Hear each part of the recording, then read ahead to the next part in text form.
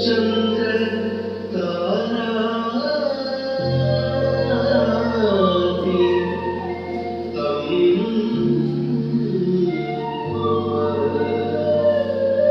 सात्विकं शिवं सात्विकं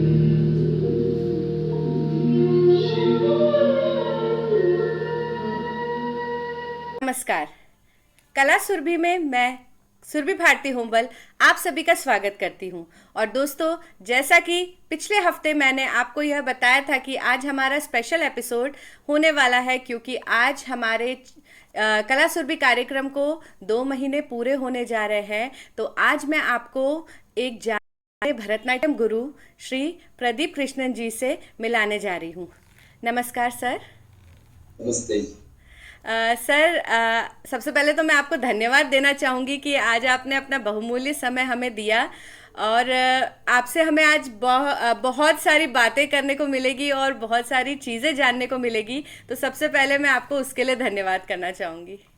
आपको भी इतना एक बड़ा उद्यम, इतना बड़ा एक संरंभ आपने ऑर्गेनाइज करने का मन बना कि इसी के लिए टाइम दे कि ये कला के प्रचार के रूप में ये कर रहे, उसी के लिए बहुत बहुत धन्यवाद आपको। जी बिल्कुल। सर, सबसे पहले मैं आपसे ये जानना चाहूँगी सर, कि आपकी शुरुआत कैसे हुई। मतलब आप, जैसे हम जानते हैं कि आप भरतनाट्यम के क्षेत्र में बहुत ही जाने माने नाम है आप, और बहुत ही प्रख्यात है। तो आपकी शुरुआत कैसे हुई, आप हमें उसके बारे में कुछ बताइए। शुरुआत बताएंगे तो ये कला केरला में मैं मेरा स्कूल एज में शुरू किया था सीखने। जी सर। तो उस समय ये नहीं सोचा था कि ये मेरा प्रोफेशन बनेगी। उस समय मेरा इंटरेस्ट के अनुसार थोड़ा बहुत सीखा है। 1984 में भोपाल आया है जी। वो नौकरी के तलाश में आया है। भरतनाट्यम क्लास मेरा उद्देश्य नहीं था, तो नौकरी शुरू किया है, इंडस्ट्रियल एरिया में काम किया है। उसके साथ साथ मेरे एक मित्र भी साथ में आए थे। जी जी। वो भी इसी फील्ड में था। उन्होंने कुछ क्लासेस शुरू किया इधर,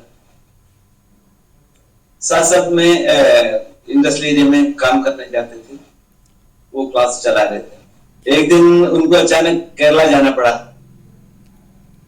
फिर मैं अकेले हो गया। उन्होंने कुछ क्लासेस चला रहे थे, तो उन्होंने बोला आप चला लीजिए, अभी बच्चे मायूस हो जाते हैं, खाली बैठ जाते हैं, तो आप इसी को आगे बढ़ाइए। तो कुछ क्लासेस शुरू किया, फिर वो वापस नहीं आए, फिर मुझे इसको कंटिन्यू करना पड़ा।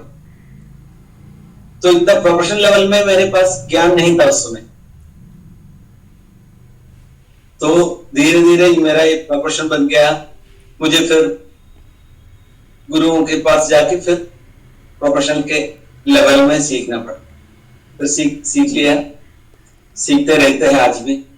तो साथ साथ क्लास भी चलाने लगे, आज करते करते यहाँ तक आ गए। जी बिल्कुल। सर, आपकी एकेडमी चलती है जैसे कलांजलि, तो आप काफ़ी वर्षों से सिखा रहे हैं। मैं आपसे जानना चाहूँगी सर कि जो पहले के विद्यार्थी होते थे, जैसे हम गुरु शिष्य परंपरा की बात करें, उस परंपरा में आज के समय में और उस समय में बहुत ही बदलाव आ चुके हैं। तो सर, मैं आपसे जानना चाहूँगी कि आप इसके बारे में क्या कहना चाहते हैं। एक्चुअली कला जो है, विद्या, एनी कला फील्ड हो, एनी सब्जेक्ट हो, गुरु शिष्य परंपरा से जो ज्ञान प्राप्त होते हैं, ऐसा एक अकादमिक मेरे अंदाज, मेरा ओपिनियन है, उतना एक नॉलेज अपन को इंस्टीट्यूशनल से मिलते नहीं है। गुरु शिष्य परंपरा से जो ज्ञान पूरा तरीके से, गुरु शिष्य परंपरा में ये भी है, आध्यात्मिक ज्ञान भी साथ साथ मिलता है। विद्या के साथ साथ आध्यात्मिक ज्ञान भी साथ साथ मिल जाता है। मैं भी गुरु शिष्य परंपरा से सीखा है। आज तक कोई यूनिवर्सिटी का एक डिग्री मेरे पास है नहीं भरतनाट्यम। मेरा अनुभव मेरे गुरुजनों ने जो मुझे दिया है ज्ञान, बस वही है मेरे हाथ। लेकिन मेरे स्टूडेंट्स बहुत आगे है, एडवांस है, जी बिल्कुल। सबके पास डिग्री है, सब है, लेकिन मेरे ओपिनियन गुरु शिष्य परंपरा ही एक्चुअली जो आध्यात्मिक कला के लिए उपयुक्त है। जी बिल्कुल सर, जैसा आप कहते हैं डिग्री होना बहुत जैसे कहते हैं ना, आज के ज़माने में कई लोग हैं जिनके पास मगर नॉलेज नहीं है उस हिसाब की, ज्ञान नहीं है। कई लोग कोशिश करते हैं कि जैसे कला एक बहुत ही किसी भी क्षेत्र में अगर हम ले ले तो बहुत ही गहन अध्ययन करना पड़ता है, और मगर लोग चाहते हैं कि थोड़े से टाइम में हमारा हो जाए, या 2 डांस सीख के ही हम पूरे पारंगत हो जाए, तो ज्ञान नहीं कहलाता, उसके लिए बहुत ही मेहनत करनी पड़ती है। आज भी तुमको मालूम है बहुत लोग गायन प्रवीण भरतनाट्यम में, आज भी मुझे मालूम है तानपुरा मिलाना नहीं आता नहीं आता। लोग को। तानपुरा मिला के सुर लगाना नहीं आ रहा बहुत लोगों को, जी लेकिन डिग्री धारक हैं सब। डिग्री धारक है। जी बिल्कुल बिल्कुल सही कह रहे हैं, ज्ञान का होना बहुत महत्वपूर्ण है, ना कि डिग्री की हो ना की हो, उससे हमें इतना फर्क नहीं पड़ता, मगर जिस क्षेत्र में कार्य कर रहे हैं उसकी पूर्ण तरीके से, एक तरीके से क्या है, नॉलेज होना बहुत ही जरूरी है। बहुत जरूरी, बहुत जरूरी। जी सर, जैसे आजकल बच्चे हैं, आजकल के पेरेंट्स भी हैं जो चाहते हैं कि हम कम समय में सीख ले। जैसे आपकी एकेडमी में भी बहुत बच्चे आते होंगे कि गुरुजी इतना सिखा दीजिए और हम कब बिल्कुल स्टेज पे पहुंच जाएंगे और कब हम बिल्कुल करने लग जाएंगे। तो गुरुजी उसके बारे में आपका क्या कहना है? देखिए, मेरे पास आजकल थोड़ा कम आने लगा, पहले आते थे, जब आते थे उससे पहले आते बिल्कुल छोटे से, ताकि मुझसे कहते थे सर आजकल पढ़ाई बहुत ज्यादा है, तो ये 4th 5th तक क्लास में हो जाए, तब तक ये भरतनाट्यम सीख जाए, हैं तो वो फ्री हो जाए, भरतनाट्यम सीखकर फ्री हो जाए, फिर उनको पढ़ाई में ध्यान दे सकते हैं। ऐसा बहुत पेरेंट्स आते थे। मैंने फिर उनको समझाया, अभी इनको शुरू करने की एज भी नहीं हुआ बच्चे भरतनाट्यम सीखने का। एक्चुअली एज तो 6-7 साल का, समझ के सीखने के लिए 10 साल के होने चाहिए। जी जी बिल्कुल। तो ये कला समझ के सीख सकते हैं, है ना। तो दूसरा एक विभाग दूसरा है, क्लास शुरू किया, 1-2 महीने के बाद सर वहाँ एक कॉम्पिटिशन है, उनके लिए जो ये करना है आप पे कर लीजिए, जो भी फीस है हम दे देंगे आपको। ऐसा लोगों से मैं सबसे पहले हाथ जोड़ता हूँ, प्लीज ये मुझसे नहीं होगा, ये आध्यात्मिक कला है, इसका उपासना करना चाहिए। आपको समझना मुश्किल है, समझाना भी मुश्किल है, बच्चे अभी छोटे हैं, उनको मालूम नहीं भरतनाट्यम क्या होता है, क्या होता है। मेरे गुरु का वचन ही है, मेरे गुरु जी है गुरु PS मनोहर थे भोपाल में, 90 तक भोपाल में थे, फिर अभी नहीं है, आते रहते हैं बीच बीच में। जी। उनका अभिप्राय है 10 साल इसको सीखना चाहिए, सीखने के लिए 10 साल सीखना चाहिए, भरतनाट्यम सीखने के लिए 10 साल सीखना चाहिए, फिर 10 साल सीखो, फिर 10 साल इसका प्रयोग करो। ऐसा है उनका ओपिनियन। भरतनाट्यम समझने के लिए 10 साल लगेगा, ये उनका अभिप्राय है। वही मेरा यही अनुभव था, अपने जितना उत्तर जाता है इसमें लिप्त हो जाता है, उतना आगे बहुत गहराई से दिखाई देता है।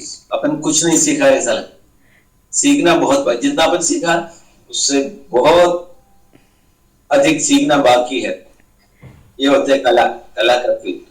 जी बिल्कुल सर, जैसे आपने बोला कि सीखना बहुत ही ज़रूरी है, और ये चीज़ तो है कि हम अगर भरतनाट्यम भी शुरुआत भी करते हैं तो उसको सीखते सीखते, जैसे कि मैंने भी अपनी कला में, जैसे अब एक तरीके से बोले कि सीखा है, बहुत सीखा है, पर अब भी लगता है कि और भी सीखना बचा है, और भी ऐसी चीज़ है कि रोज़ सीखते जाना चाहिए। जैसे कि मैंने अपने गुरुजी, मेरे जो नाना जी हैं, उनसे शिक्षा ली थी, वो भी यही कहते थे कि बेटा सीखना है तो आप मरते दम तक सीखते ही रहोगे, मतलब मरने से पहले भी आप वो चीज सीखते ही रहोगे कि आपको कुछ नया पता चला। 101%। मैं जब भोपाल आया, मैं जब भोपाल गुरुजी बहुत इस कला के लिए बहुत समर्पित सेवा करते थे। बहुत बहुत अच्छे अच्छे कार्यक्रम उनके देखा है मैंने उस समय। तो उनके सामने अपन कुछ नहीं है, कुछ भी नहीं है। हम जन्म लेने से पहले वो भोपाल में आके इस कला के प्रचार करना शुरू कर सेवा में लग गए थे बहुत जी। तो वो ये कला के इतना प्रचार होने में उनका भी इनका मुख्य कारण है जी। बिल्कुल साहब ने कुछ सेवा किया भरतनाट्यम के लिए, बहुत श्लाघनीय है जी। बिल्कुल सर, प्रशंसा करने कम है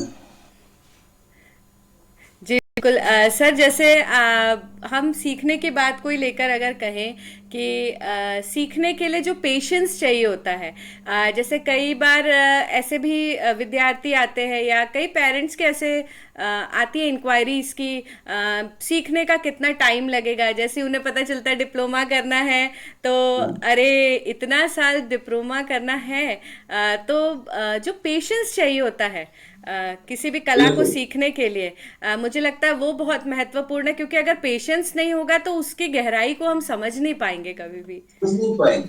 इसलिए भरतनाट्यम समझने के लिए 10 साल सीखना 10 पड़ेगा। साल सीखना जरूरी है। बिल्कुल सर, ये बात आपने बिल्कुल सही कही कि उसको समझने के लिए ही 10 साल हमें लग जाते हैं। और सही में कई बार जैसे हम देखते हैं, हमें लगता है भरतनाट्यम सीख रहे हैं, हम नृत्य सीखने जा रहे हैं, मगर नृत्य के साथ हमें गायन में भी उतना पारंगत होना पड़ता है। भले हम गाए ना, भले हमारे वोकलिस्ट अलग हो, मगर हमें पता होना चाहिए, हमें वादन का भी नॉलेज होना चाहिए। गीतम वाद्यम नृत्य है, ये तवजत्रयम, हाँ ये तो एक ही है। संगीत जो बोलते हैं ये तीनों मिला हुआ चीज को संगीत बोलते हैं जी। गीतम वाद्यम तथा नृत्यम त्रयम संगीतम उच्यते। जी, तो ये तीनों साथ में जोड़ा गया है, बांधा गया है। ये तीनों का नॉलेज होना बहुत जरूरी है। बहुत अच्छी बात जी। जी सर, जैसा कि लोगों को आजकल ये मतलब अब तो फिर भी पता लगने लगा है कि कला के क्षेत्र में भी थ्योरी होती है। पहले इसकी नॉलेज नहीं थी, पहले हम प्रैक्टिकल करते थे।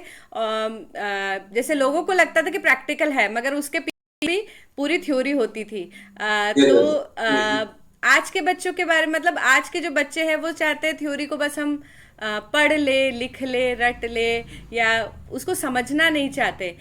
तो आप उसके लिए क्या सलाह देना चाहेंगे? ये है आप जो कहना बिल्कुल 100% बिल्कुल सही बात बताया। थियरी बच्चे समझते, जो मेन प्रॉब्लम अपने एजुकेशन सिस्टम जो है आजकल चल रहा है वो है जी। तो उसमें भारतीय संस्कृति या ये अनुष्ठान कला हो या अपना उपनिषद, वेद, पुराण, इसमें कोई महत्व नहीं देते हैं। एजुकेशन में कुछ भी चीज नहीं है। आध्यात्मिकता क्या है एजुकेशन में? बच्चे एग्जाम पास होने के लिए पढ़ते हैं, क्वेश्चन आंसर पढ़ते हैं, ऐसा एक टेंडेंसी हो गया है ना। तो आध्यात्मिकता में नहीं, आध्यात्मिकता के और सभी जन जुड़ जाना चाहिए। सबके दिल में, आत्मा में आध्यात्मिकता होनी चाहिए, तभी ये दुनिया सुधरेगा। बच्चों में भी यही है, वो लोग एग्जाम के लिए जो क्वेश्चन आंसर सीखते हैं उसी मेथड में इसका थियरी को करते हैं, लेकिन अनुभव से उसको प्रयोग करके नहीं देखते, ज्ञान हासिल करना कोशिश नहीं करते। उतना क्षमता नहीं है उसमें, उतना सहन शक्ति बच्चों में नहीं दिख रही। बिल्कुल। आजकल मेन प्रॉब्लम, उसका मेन कारण आध्यात्मिकता नहीं है जी, इसलिए सहन शक्ति बच्चों में नहीं है।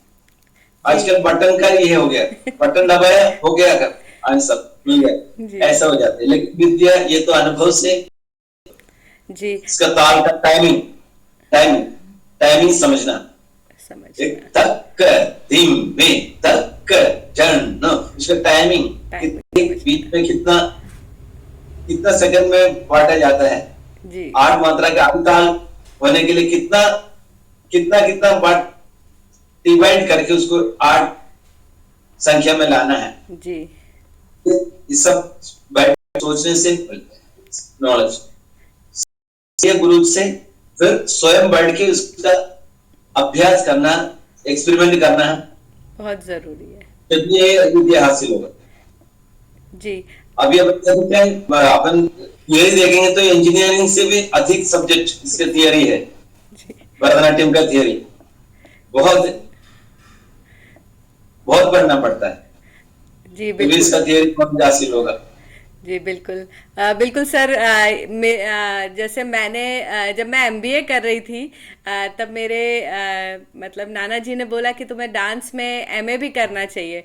बट जब मैंने एमए शुरू किया डांस के लिए तो मुझे उसकी पढ़ाई एमबीए की पढ़ाई से कठिन लगती थी, क्योंकि बहुत ही डिटेल्ड चीज़ें होती है। ग्रंथ में घुसना, उस संस्कृत को समझना, उसका एक एक शब्द समझना, उसका मीनिंग समझना। जैसे हम श्लोक भी करते हैं, अगर एक हम मुद्रा भी कर रहे हैं तो उसका भी एक सेपरेट श्लोक होता है। तो वो उस चीजों को समझना, उसको याद करना और उसको हमेशा के लिए याद रखना, बिल्कुल वो बिल्कुल। बहुत ही यही अभ्यास की जरूरत है। ऐसा सीखेंगे तो लाइफ में कभी भूलेगा नहीं ये चीज। कभी नहीं भूलते। जी बिल्कुल।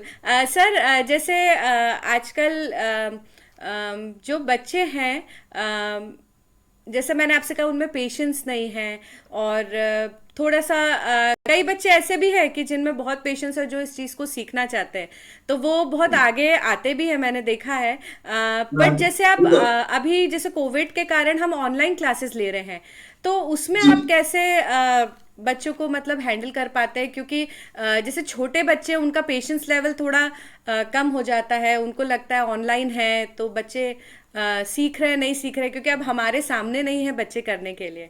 तो आप उनको कैसे हैंडल करते हैं, उसके बारे में कुछ बताइए। उसको मैं ये नहीं कहेंगे वो सक्सेस है जो ऑनलाइन क्लासेस ले रहे हैं, स्पेशली भरतनाट्यम। भरतनाट्यम के लिए बिल्कुल ऑनलाइन सक्सेस नहीं है, मेरा ओपिनियन ये है। जी लेकिन बच्चे जो सीखा है एकदम टच छूट जाता है, हाँ एक्सरसाइज रुक जाते हैं।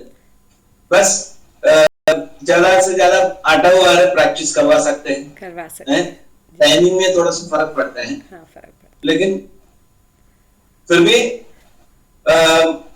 बीच में एक हफ्ते ऑफलाइन में करके फिर 1 महीना ऑनलाइन करो, ऐसा थोड़ा बहुत डेवलप कर सकते हैं। है। हाँ जी लेकिन पूरी तरीके से ये सक्सेस नहीं है, मेरा ओपिनियन ये है ऑफलाइन क्लासिंग जी विद्यादायक है। जी बिल्कुल तभी सर। बच्चे समझ पाओगे। जी बिल्कुल सर। वो तो फिर कहते हैं ना सर सिखाना कि गुरु का होना सामने बहुत जरूरी है। हम भले हम आजकल बहुत चीजों से सीख रहे हैं, मगर फिर भी जो हम इवन हम स्कूल में भी बोले, हम स्कूल में जाके जो टीचर के सामने बैठ के पढ़ते हैं, उसमें और ऑनलाइन पढ़ाई में भी बहुत डिफरेंस हो जाता है। अलग है, बिल्कुल। जी टीचर्स को भी बहुत मेहनत करना पड़ता है। बहुत ऑनलाइन क्लास बहुत टेंशनदायक है। टेंशन है ऑनलाइन में सिखाना, जो अपन रिस्पॉन्सिबिलिटी से सिखाएंगे जी जी तो समझाना है। अपना मकसद, अपना जो कंसेप्ट उनको समझाना है, कम्युनिकेट करना है। ऑनलाइन में पूर्ण रूप से सक्सेस नहीं हो पाता। जी बिल्कुल।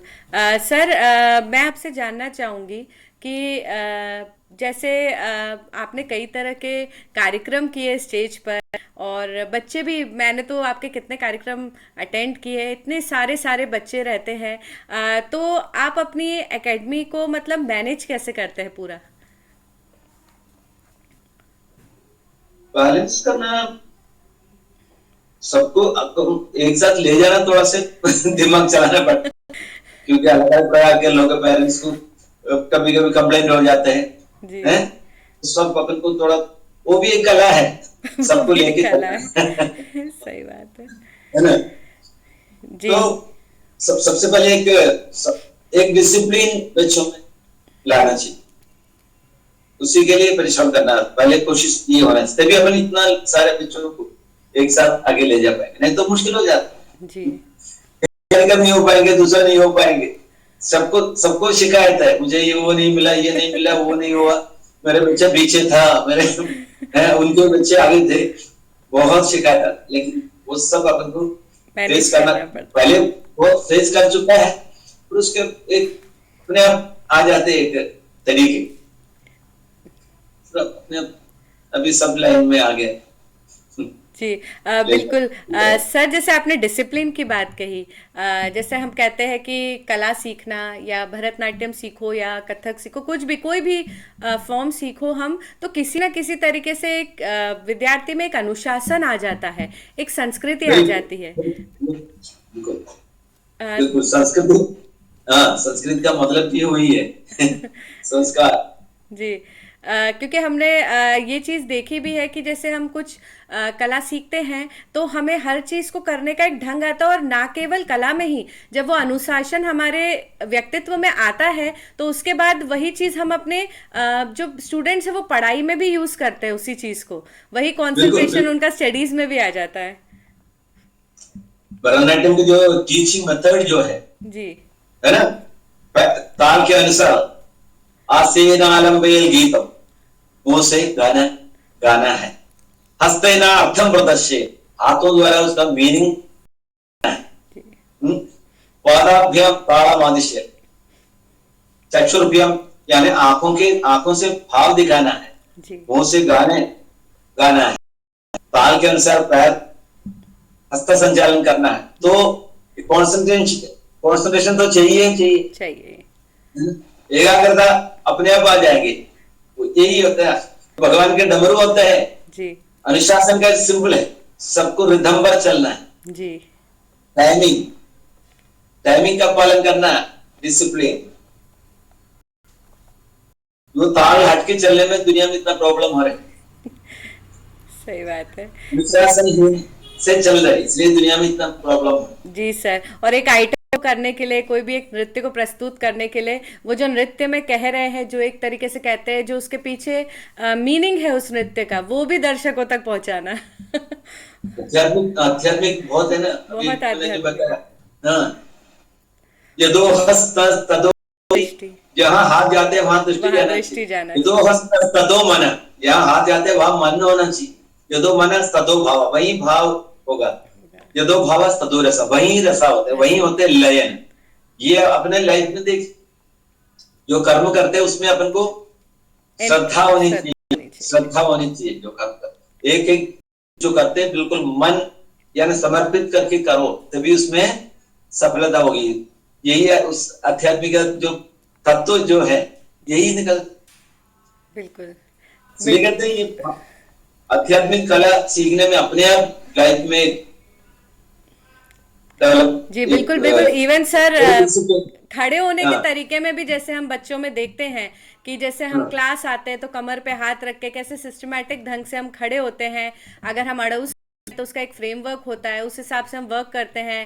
साइलेंस जी रखना, कैसे हमें गुरु जी से कैसे हम बात करते हैं, जैसे अब आज भी हम अपने गुरु के बगल में नहीं बैठते हैं, हम हाँ आज भी नीचे बैठ के बात करते हैं, या आते ही सबसे पहले अपने गुरु जी के पैर छूना।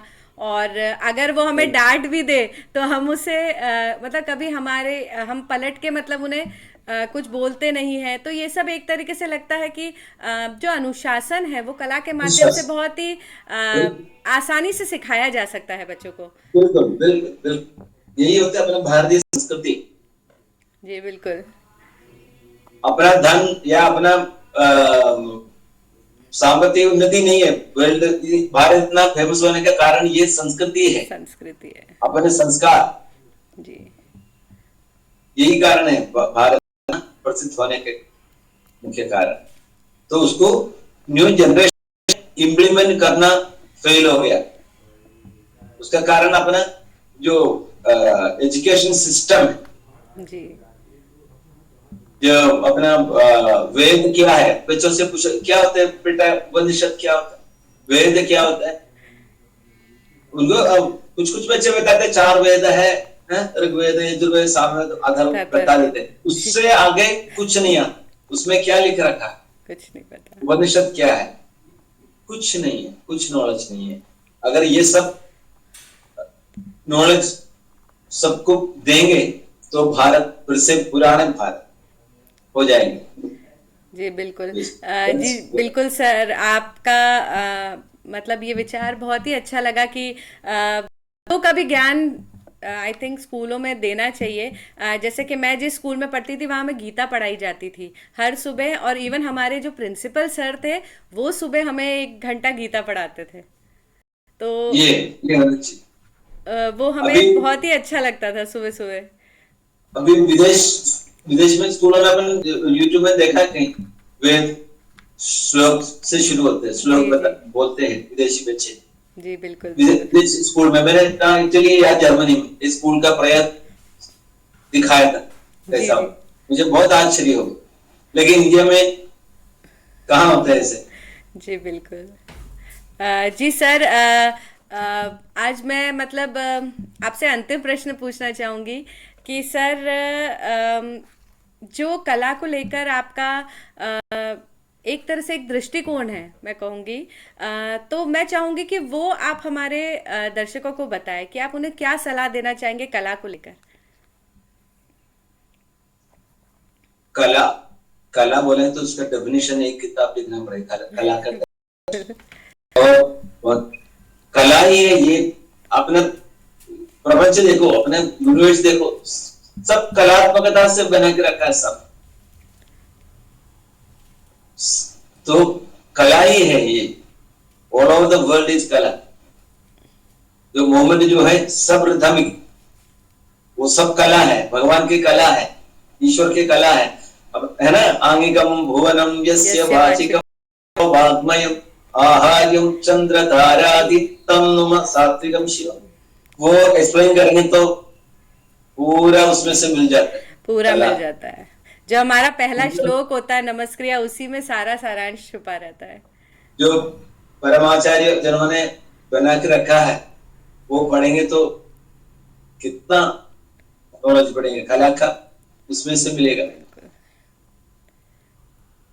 हर चीज में एक कलात्मकता है, 64 कलाएं होते हैं उसमें, और भाषा कला, नृत्य कला, संगीत कला, चित्र रचना, स्कल्पचर्स, हर चीज में देखो, घर में सब जो एक बनावट देखो, एक कलात्मकता सब में दिखाई देती, जहां देखो वहां कलात्मकता है। उसको थोड़ा डिसऑर्डर करते हैं, इंसान ही करते हैं जी बिल्कुल। अपने जीवन शैली में, जो व्यस्ततम जीवन में उसको सब तोड़ फोड़ करके आगे निकलते हैं, है ना। अपने घर में डिसिप्लिन से सजा के रखो एक एक चीज, लेकिन में उसमें कलात्मकता है। जहां देखो वही है अनुशासन, वही होता है डिसिप्लिन, वही होता है कला, एक ही शब्द में। कला ऑलरेडी है इस दुनिया में, अपन को उसको आगे बढ़ाना, वही होता है। जी बिल्कुल। सर, आज आपसे बात करके बहुत अच्छा लगा, और आपने अपना इतना कीमती समय दिया, और मुझे पता है आप बहुत बिजी थे, बट फिर भी मैंने आपसे इसलिए कहा क्योंकि मैं चाहती थी कि दर्शकों को आपके मतलब आपके ज्ञान भरी बातें सुनने का मौका मिले और कुछ सीखने का मिले। उसके लिए बहुत बहुत धन्यवाद सर आपका। भाषण कला में मैं उतना निपुण नहीं है। भाषण कला मैं भी कर 64 आर्ट्स है, उसमें से एक है भाषण कला। भाषण देना भी कला है, उतना कला उसमें है नहीं। फिर मेरे मदर टंग तो मलयालम है। जी सर। हिंदी यहाँ आके सीखा है तो बट सर, जितना भी हम कहेंगे, आपने हमें जितना भी बताया वो बहुत ही अच्छा और बहुत ही ज्ञानवर्धक रहा है सर। मतलब बहुत ही हमें आज खुशी हो रही है कि हमें आपको इस मंच में बुलाने का मौका मिला। उससे अधिक मैं आपको देना चाहता हूँ, ऐसा एक नया चिंता, नया दृष्टिकोण, यानी आपका जो उद्यम, आपका ये परिश्रम है, बिल्कुल प्रशंसनीय है। कितना प्रशंसा करो कम है। ये आपको ये मेरे तरफ से पूरे शुभकामनाएं जी। और बिल्कुल बहुत सर। बहुत जी धन्यवाद। धन्यवाद दोस्तों, आज का हम कार्यक्रम यही समाप्त करते हैं, और हम अगले सप्ताह मिलेंगे एक नए कलाकार के साथ। तब तक के लिए मास्क पहनिए, सुरक्षित रहिए, और प्लीज़ हमारे चैनल को सब्सक्राइब करिए। धन्यवाद।